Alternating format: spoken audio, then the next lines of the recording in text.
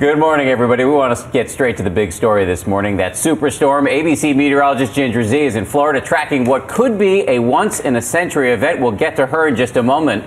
That's right. Sandy has been downgraded to a tropical storm, but that's just temporary. This 900-mile-wide behemoth is forecast to become a hurricane again and join forces with a major winter storm. Multiple states are now issuing state of emergency alerts, and for many, today is the calm before the storm, a last chance to stock up, batten down, or just get out of town. And that is what millions of people are doing, getting out. To give you a sense of what a mess this storm could make, it's expected to slam parts of the East Coast with a foot of rain and up to a foot of several feet of snow. It's going to last for days, bringing wind damage, power outages, and possibly massive flooding in some parts. ABC's Extreme team is covering all the angles this morning, and we're going to start, as we said, with Ginger in Cocoa Beach, Florida. Good morning, Ginger.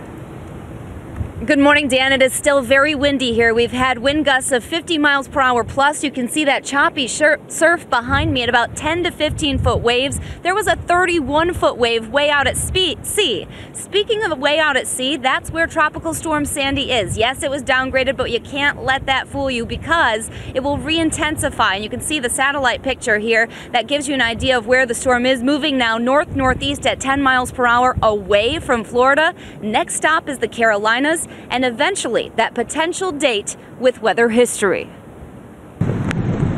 Tumultuous waves hammering Florida beaches, serious erosion, and almost 4 inches of rain along parts of the Florida coast. That's what Sandy looks like down here. But up there, from space, you can clearly see the tropical storm. Its large, stretching wind field sending tropical storm force winds over 900 miles across. As Sandy aggravates the Atlantic, its path of destruction has already left at least 43 people dead across the Caribbean. Through the weekend, the storm will hug the Carolinas before turning its eye directly toward the coast, somewhere between the mid-Atlantic, Northeast, and New England by Monday night. This storm that is going to be impacting the mid-Atlantic and parts of the Northeast is going to be destructive, historic, and unfortunately life-threatening. Tropical Storm Sandy is a strong storm alone, but she's about to get infused with 2 atmospheric players. Sandy's tropical fuel will meet up with a trough from the west. That basically means a whole lot of energy and cold, dry air to mix in. Then you've got this high-pressure system parked over Greenland. That creates a blocking pattern, forcing energy back toward the storm and driving it into the East Coast. The biggest concern in the coming days is the potential for 4 to 10 foot coastal surge. That is expected in vulnerable areas like D.C., New Jersey, and New York, where evacuation orders may be enforced. Even though the forecast path takes it centered right into southern New Jersey, parts of Delaware, the wind field will be huge on this, and that's why we have to check in with our Matt Gutman. He's in Nags Head, North Carolina. Matt, I'm going to give you those 50-mile-per-hour gusts today.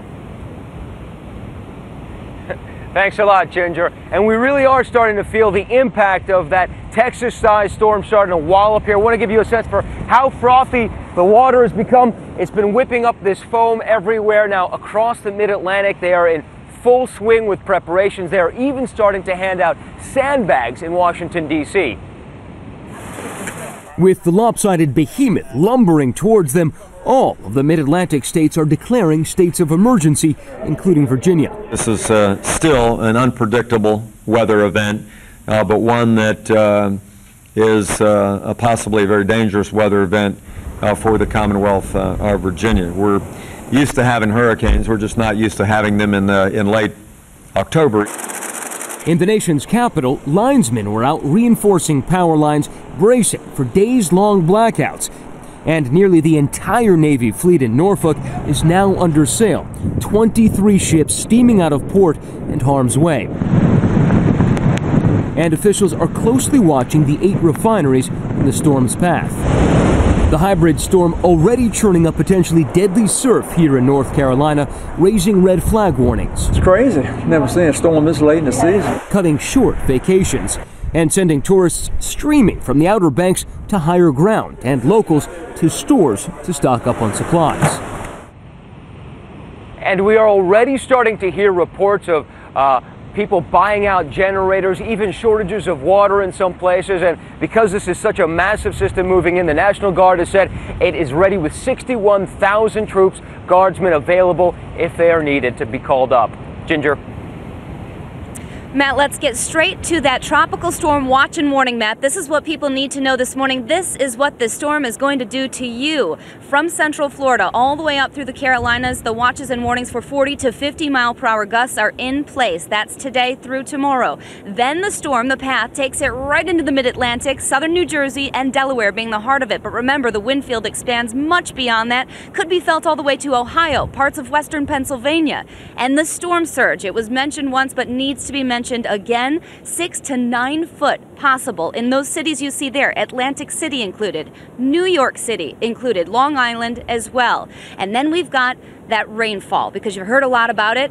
At best, locally, some places could top out at a foot or more after this is all said and done. You can see that heart of it, that 6 to 12 inches, and then it extends back into, again, parts of the eastern Great Lakes where you get anywhere from 3, 4, or even 5 inches of rain when this is all said and done. So flooding is going to be a problem. Coastal flooding, one of the major issues. Oh, and there's snow. I'll have more on that coming up in just a couple of minutes, but for now, we'll go back into the studio.